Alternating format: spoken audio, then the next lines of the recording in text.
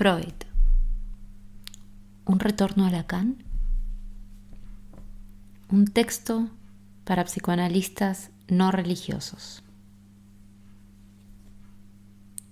Puede llamarse contemporáneo solamente al que no se deja cegar por las luces del siglo y es capaz de distinguir en éstas la parte de la sombra, su íntima oscuridad. Giorgio Agamben.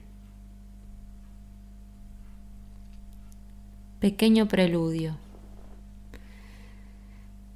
A partir de las renovadas instancias de la confrontación que provoca el retorno a Freud, se consideró pensar en la introducción de lo contemporáneo como concepto filosófico, a modo de tercero estructurante. De igual modo, la idea apoyada por la topología, particularmente la banda de Moebius, para tratar de abordar que cada uno de los autores, Freud y Lacan, encuentran su extimidad en el otro recíprocamente, un solo lado, un solo borde. Se encuentran y desencuentran en inmixción de otra edad. Se recurrió a textos de Agamben, Platón, Benjamín, Pichon-Rivière y otros, sin ningún rigor de pretensión científica. Se buscó pertinencia en encontrar para cada cita su contemporaneidad. Se mencionó la religiosidad, entendida como fundamentalismo, con que algunos psicoanalistas profesan algunos conceptos, convirtiéndolos en apotegma, en inercia excluyente. Debe considerarse que en este trabajo se ha tomado partido, seguramente por una posición. ¿Cómo no hacerlo? De hecho, el subtítulo Su matiz irónico invitará al lector o logrará hacerlo desistir. Hablando de tomar partido, se consideró al psicoanálisis, en sentido amplio, vale decir, en el dispositivo analítico como lugar original de pertenencia, pero también en cualquier recorte de su cultura, como marco teórico de desmontaje. Se esperó propiciar, preguntar, problematizar, negar lo negado, poner en dialéctica. Se situó esta construcción sobre el supuesto siguiente: nada más aburrido que las respuestas, nada menos contemporáneo. Algunas consideraciones sobre lo contemporáneo. Lo contemporáneo es lo intempestivo, dice Roland Barthes en su curso del Collège de France. Así lo cita Giorgio Agamben en el capítulo ¿Qué es lo contemporáneo?, de su libro Desnudez. Y así también Nietzsche, en 1874, desde sus consideraciones intempestivas. Citas de citas de citas, autores y más autores que se condensan como en un sueño, metáfora que intenta acceder a la contemporaneidad lateralmente, rizomáticamente. Arrastramos de la mansedumbre capitalista que nos educó atravesándonos una tendencia a considerar la contemporaneidad, la nuestra, como un simple estar, una pertenencia dada a un recorte de la historia que durará tanto como nuestra recurrencia respiratoria. Pareciera que seremos contemporáneos, fantasmáticamente, desde el yo ideal hasta el ideal del yo, desde la escena primaria hasta el retorno protofantástico. La contemporaneidad se piensa como una castración, homeostática, quieta, una mirada resignada de un tiempo que en tanto prescripto es destino modelador, resignación pontificada por un otro. Hijos de nuestro tiempo, la actualidad, nuestra época, moda, estilo, gustos, consumos, inmigrantes digitales, nativos digitales, la generación tal o cual, mandatos, el tiempo viviendo a través de nosotros. Lo que se corra de la prescripción será anacrónico, excéntrico, al menos anticuado. Volviendo a Barthes, resignificando el concepto de contemporaneidad, aparece lo intempestivo. De Nietzsche a Barthes, por lo menos a esas clases de Collège de France que cita Agamben, la contemporaneidad es irrupción, morfogénesis, ruptura. Pasando en limpio, si lo que consideramos habitualmente como contemporaneidad es lo que psicosocialmente llamaríamos adaptación pasiva a un tiempo que nos es dado, también psicosocialmente diremos que la contemporaneidad es entonces un estar enfermo de nuestro tiempo. Debieran diferenciarse aquí muy claramente los significantes. No hablamos de enfermedades de nuestro tiempo, sida, depresión, trastornos alimentarios. Hablamos de nuestro tiempo como enfermedad, de la contemporaneidad como síntoma, como una formación que nos suaviza el sometimiento al amo y nos encandila con sus brillos. Sin embargo, para que exista lo intempestivo, el contemporáneo, desde la óptica de Agamben, debiera ver las oscuridades de su tiempo. Le cedo la palabra. Contemporáneo es, justamente, aquel que sabe ver esa oscuridad, aquel que está en condiciones de escribir humedeciendo la pluma en la tiniebla del presente. No se pretende aquí economizar citas ni autores. También este texto pretende condensar, metaforizar y sueña en tanto anhelo con irrumpir. Pichon Rivière homologó enfermedad con estereotipia. Y esto es adaptación pasiva, esencialmente. Algo así como el siga la flecha de una época. La contemporaneidad, entendida como enfermedad, tiene su señalética en sus templos bancarios, en sus modelos económicos, en sus instituciones hospitalarias, en sus sistemas educativos. Todas estas señales podrían resumirse a no pasar esta línea. Detrás de esa línea no hay garantías. El mundo plano, sostenido por 4 tortugas, la Tierra en el centro del universo, el inconsciente del que habla ese médico austríaco es un disparate. Más de un siglo después, algún adalid local de lo pseudocontemporáneo, paradojalmente, habla de pseudociencias. ¿Estamos adaptados pasivamente a lo que creemos ser nuestra contemporaneidad? ¿Estamos enfermos de nuestro tiempo?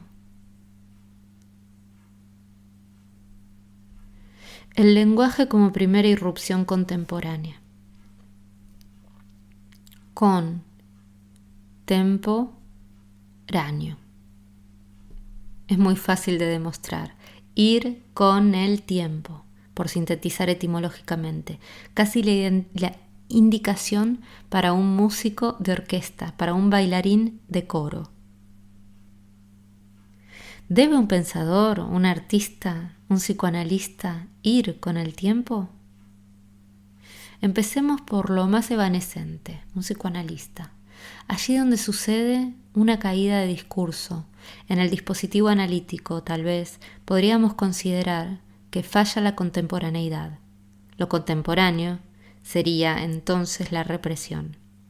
Sin embargo, podríamos pensar, con Agamben, ese momento de subjetividad como lo verdaderamente contemporáneo. Una caída de discurso, un fallido, un lapsus, es la irrupción. Allí la verdadera contemporaneidad, allí lo intempestivo. Ça parle es entonces lo contemporáneo. una irrupción que nace para desaparecer inmediatamente, evanescente, agalmática, pero sin embargo definitivamente fundante. Podríamos considerar a partir de aquí que lo contemporáneo es lo que irrumpe, lo que funda, el sujeto que moja la pluma en la oscuridad de su tiempo y aquel no encandilado. Si siempre hubiéramos ido con el tiempo, estaríamos haciendo pinturas rupestres. Lo contemporáneo es inexorable. Algo rompe intempestivamente, nace, aparece. Así a contratiempo, contraetimológicamente, irrumpió el lenguaje, la contemporaneidad primera. Hasta el Evangelio de San Juan empieza con ese acerto. En el principio era el Verbo. Ciertamente en el principio de la cultura irrumpió el Verbo. Mejor dicho, por irrupción del Verbo fue el principio de la cultura. Verbo y cultura son connativos. La preexistencia del lenguaje es el primer contemporáneo. Cogito ergo sum. Pero antes está el lenguaje, imposible pensar sin él, porque en el principio era el verbo, porque el lenguaje preexiste al cogito de Descartes. Dice en el Seminario 20, de modo incontestable, no hay ninguna realidad prediscursiva. Cada realidad se funda y se define con un discurso. De todos modos, ¿qué fue lo contemporáneo del retorno a Freud?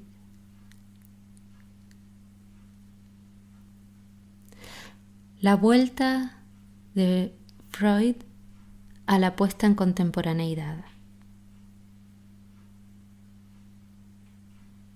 Siguiendo la línea de lo que estamos considerando como contemporaneidad, tal vez Sigmund Freud fuera una figura paradigmática en la historia de la cultura. Él mismo, en su texto de 1916, Una dificultad del psicoanálisis, habla de las 3 heridas narcisísticas a la humanidad.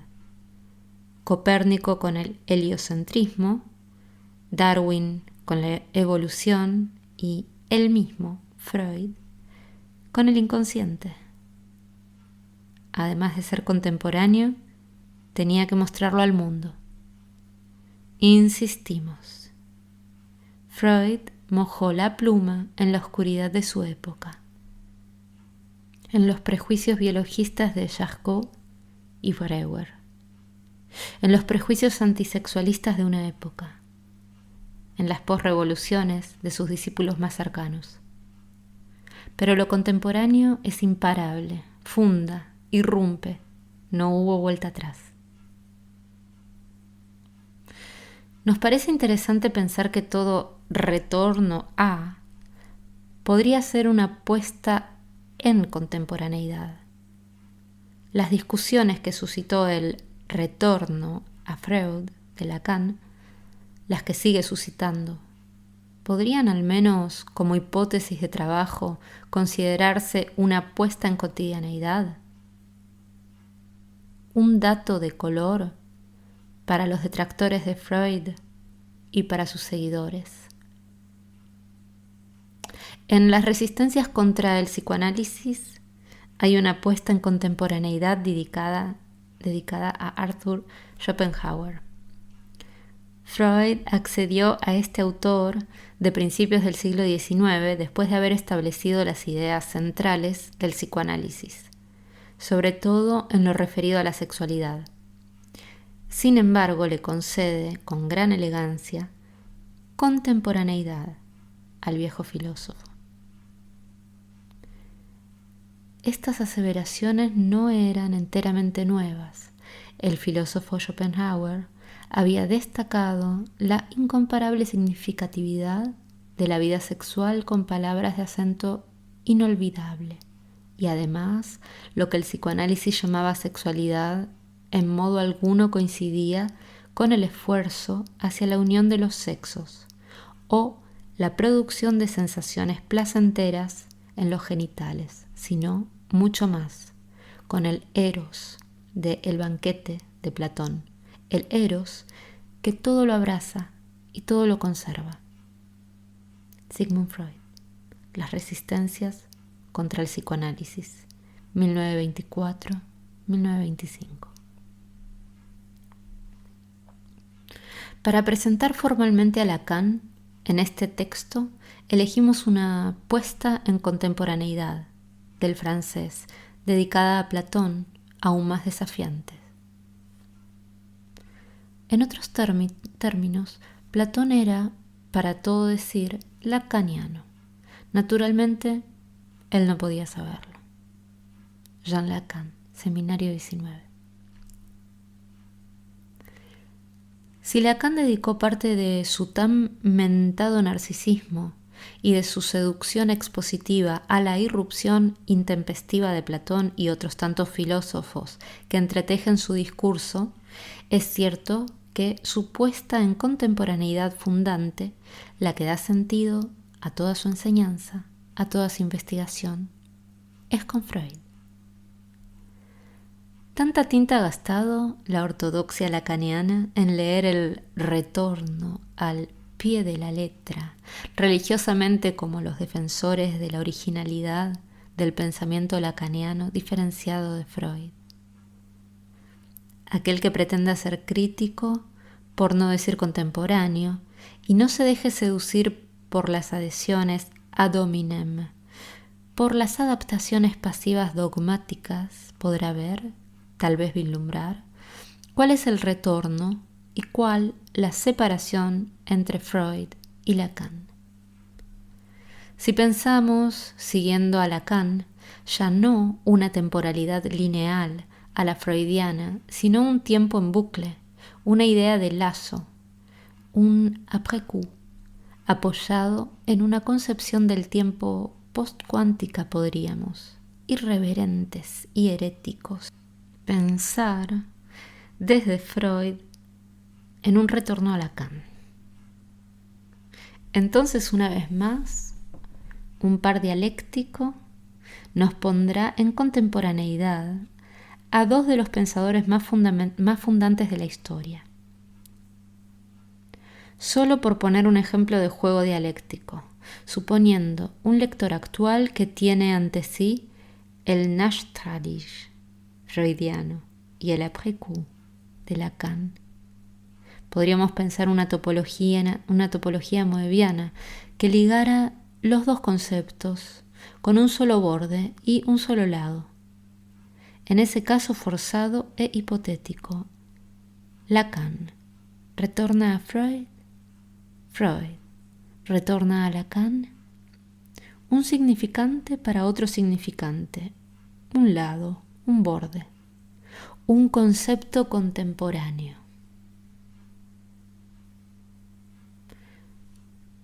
Consideraciones para freudianos o lacanianos religiosos.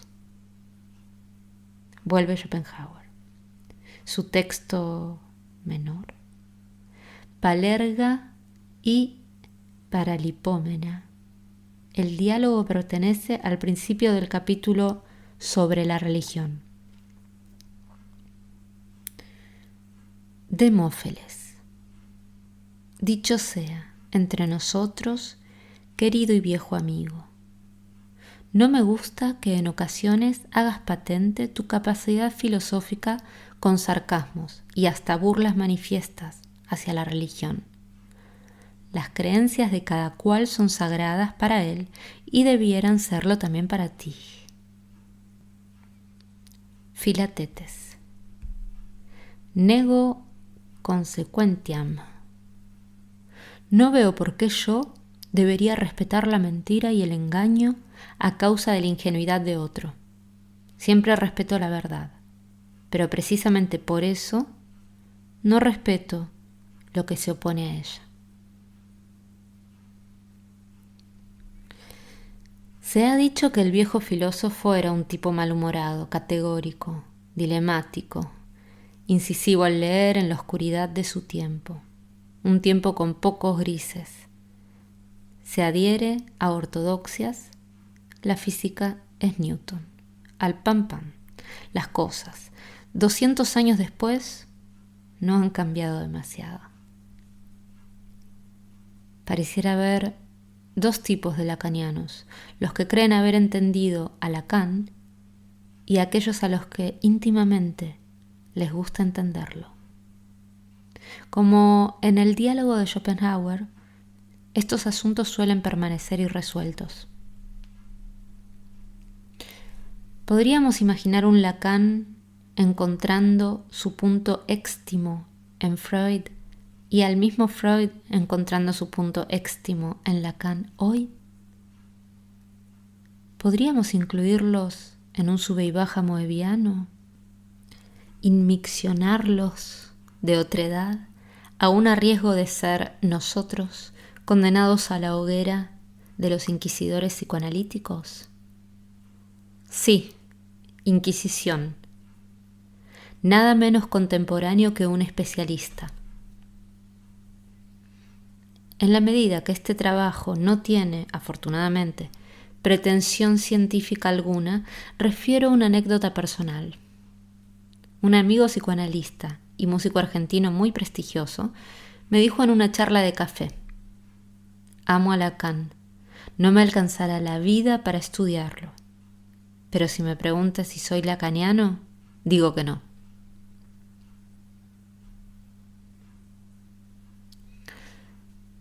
Lo intempestivo de la escucha en la mirada. En la escucha de grupos operativos, entiendo que en la escucha analítica de diván, y si la ortodoxia lo permite, en todo evento cultural que pudiera mirarse psicoanalíticamente, lo intempestivo manda. El ça parle, como decíamos, el otro que habla a través de y deviene en subjetividad como fantasmática, grupal observable, como lapsus en un analizante, como color sobre la tela, como melodía subyacente en una obra musical. La barra represiva de la primera tópica, el cancerbero del Hades, que llamamos inconsciente, permite el paso de lo contemporáneo, su irrupción. Desde la perspectiva mitológica, por buscar un ejemplo entre muchos, Orfeo ha descendido a los infiernos a buscar a Eurídice. La única condición puesta por Hades es que no se dé vuelta, simplemente ascienda y su amada lo seguirá. Orfeo no resiste, duda, no confía y mira hacia atrás. Eurídice se ha perdido para siempre. Para ser contemporáneo hace falta irrumpir sin reflexión, intempestivamente. Lo contemporáneo como destino. Lo que irrumpe no puede repetirse. La contemporaneidad no puede volver a pasar. De hecho, aparece intempestivamente y arrastra a multitud de individuos, de seguidores, los adherentes a los ismos. Pero ya es solo un discurso. Se articulará con subjetividades, perdurará inercialmente, fundará la verdadera escuela. Ya no será contemporáneo. La contemporaneidad se burocratiza casi de inmediato. Aparece esa suerte de religión de los que repiten palabras de otro. Agamben termina su capítulo con una cita de W. Benjamin. El índice histórico contenido en las imágenes del pasado muestra que éstas alcanzarán la legibilidad solo en un determinado momento de historia.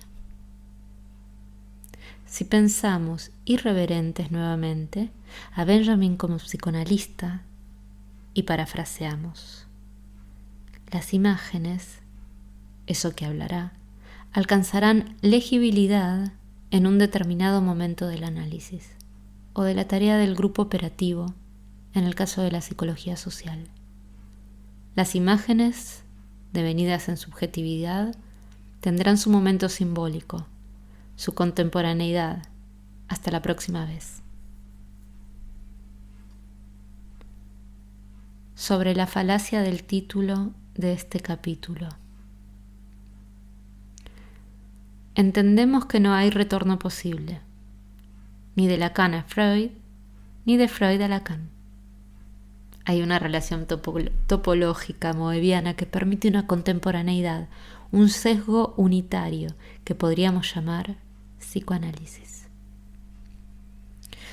Luego, ya se ha insistido en esto, la contemporaneidad genera burocratización y deviene en inercia. Hasta la próxima contemporaneidad.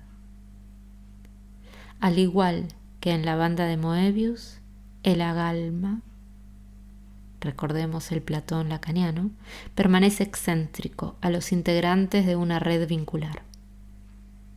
Huye por un solo lado, por un solo borde, atrayendo, generando deseo.